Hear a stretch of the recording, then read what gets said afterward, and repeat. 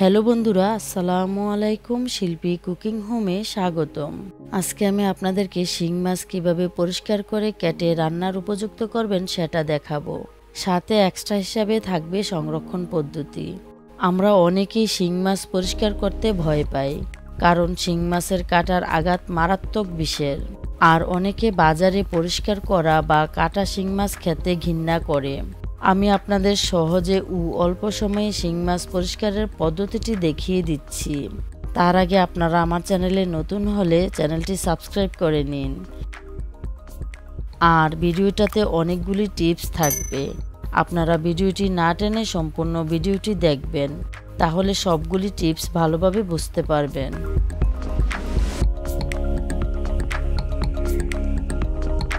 শিং মাছ পরিষ্কারের জন্য আমি এখানে একটি বড় পেঁপে নিয়েছি। আমার কিন্তু পেঁপেটা লাগবে না, লাগবে পেঁপের খোসাটা। তাই পেঁপেটা থেকে খোসাটা উঠিয়ে নিচ্ছি। আমি যেহেতু 2 কেজি শিং মাছ পরিষ্কার করব, তাই আমার পেঁপের পুরা খোসাটাই লাগবে। খোসাগুলি সামান্য পানি দিয়ে ব্লেন্ড করে নিব। শিং মাছগুলিতে ব্লেন্ড করা খোসাটা অর্ধেকটা দিয়ে তাতে 2 টেবিল চামচ পরিমাণ লবণ দিয়ে ঢাকনা দিয়ে দিচ্ছি। বাকি অর্ধেক খোসা আমি পরে ব্যবহার করব। লবণ দেওয়ার কারণে মাছটা লাফালাফি করে 4-5 মিনিটের মধ্যে নিস্তেজ হয়ে যাবে। মাছটা যাতে লাফালাফি করে পড়ে না যায়, এই জন্য ঢাকনা দিয়ে চেপে রাখতে হবে। পেঁপের খোসাটা দেওয়ার ফলে মাছটা লাফালাফি করার কারণে এর গায়ে যে আবরণটা আছে সেটা কিছুটা উঠে যাবে। বাকি আবরণটা আমি পরে পরিষ্কার করব। মাছটা নিস্তেজ হয়ে যাওয়ার পর আমি এখানে কিছু ছাই ও হলুদ গুঁড়া নিয়েছি। আপনারা ছাই ব্যবহার করে শিং মাছটা কাটতে পারেন, আবার হলুদ গুঁড়া দিয়েও কাটতে পারেন।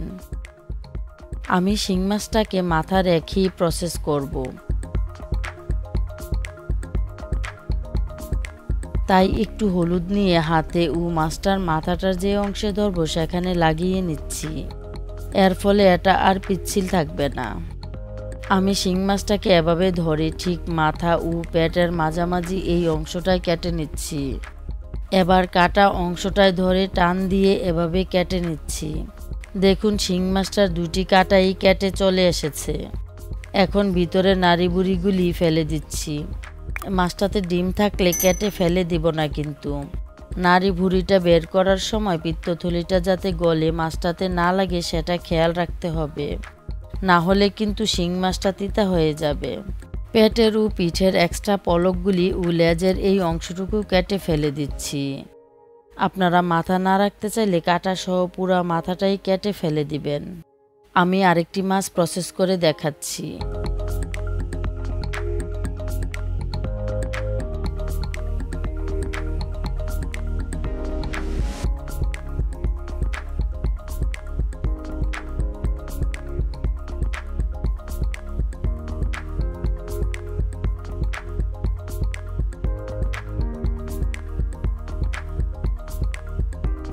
এভাবে সবগুলি মাছ কেটে ধুয়ে নিচ্ছি।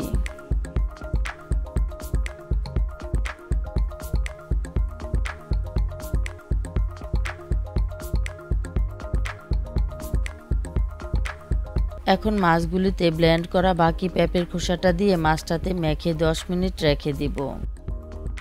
10 মিনিট পর শিং মাছটাকে হাত দিয়ে কষলিয়ে নিচ্ছি। 4-5 মিনিট কষলিয়ে নিলেই মাছটা পরিষ্কার হয়ে যাবে। আমি কিন্তু খুব প্রেসার দিয়ে কষলাবো না, তাহলে মাছটা দুর্বল হয়ে যাবে এবং মাছের মধ্যে ডিম থাকলে সেটা বের হয়ে যাবে। মাছটা থেকে ময়লাটা উঠে পেঁপের বাটা খোসাটা কালো হয়ে গেছে। আপনারা ইচ্ছে করলে পেঁপের খোসার পরিবর্তে পেঁপের পাতা দিয়েও কাজটা সারতে পারেন। সেক্ষেত্রে পাতাটা ব্লেন্ড করার প্রয়োজন নেই। আস্ত পাতাটাকে মাছটাতে দিয়ে পাতাসহ শিং মাছটাকে কষলিয়ে নিলেই হবে। শিং মাছটা পরিষ্কার হয়ে গেছে, এখন ধুয়ে নিব।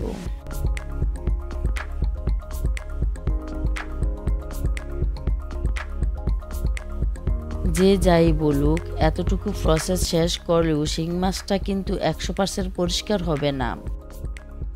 মাছটাতে সামান্য আবরণ থেকে থাকলে সেটা এভাবে হালকা একটু ঘষে নিলেই 100% পরিষ্কার হয়ে যাবে। আমার শিং মাছটা পুরোপুরি পরিষ্কার হয়ে গেছে। মাছটার এই জায়গার ভিতরে 2টি রগ থাকে এবং এই রগগুলিতে অনেক ময়লা থাকে, তাই রগটা ফেলে দিতে হবে। এইখান থেকে মাছের এই পর্যন্ত রগটা থাকে।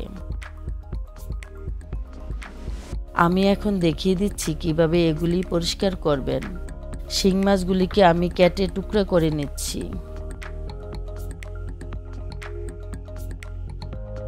আমি কাঠি ঢুকিয়ে রগটা বের করে নিচ্ছি। এক্ষেত্রে নারকেল পাতার শলা ব্যবহার করতে পারেন।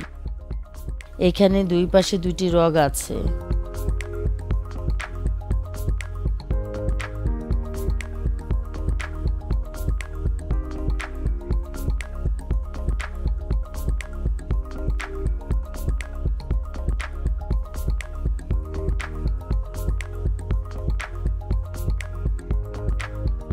আপনার মাছের সাইজটা যদি বড় হয় তাহলে শলাটা এরকমভাবে ডাবল করে নেবেন, তাহলেই রগটা অনায়াসে চলে আসবে।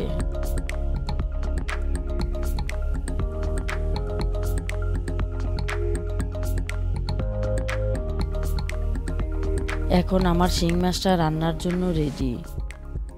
আপনারা শিং মাছটাকে রান্না করতে হলে আরও কিছু প্রসেস করে নিতে হবে, সেগুলি আমি রান্নার ভিডিওতে দেখিয়ে দিব। আপনারা যদি শিং মাছটাকে এই অবস্থায় সংরক্ষণ করে রাখতে চান তাহলে মাছটাকে ধুয়ে এভাবে টিস্যু দিয়ে পানিটা শুকিয়ে নেবেন।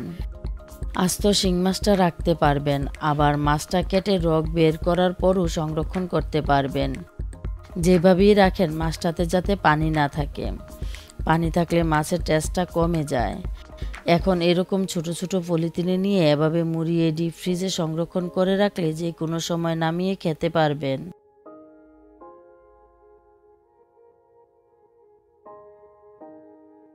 একই পলিথিনে অনেকগুলি মাছ সংরক্ষণ করবেন না, কিন্তু অল্প অল্প করে প্যাকেট করবেন। আমার এই প্রসেসটি যদি আপনাদের ভালো লাগে লাইক কমেন্ট শেয়ার করবেন। আল্লাহ হাফেজ।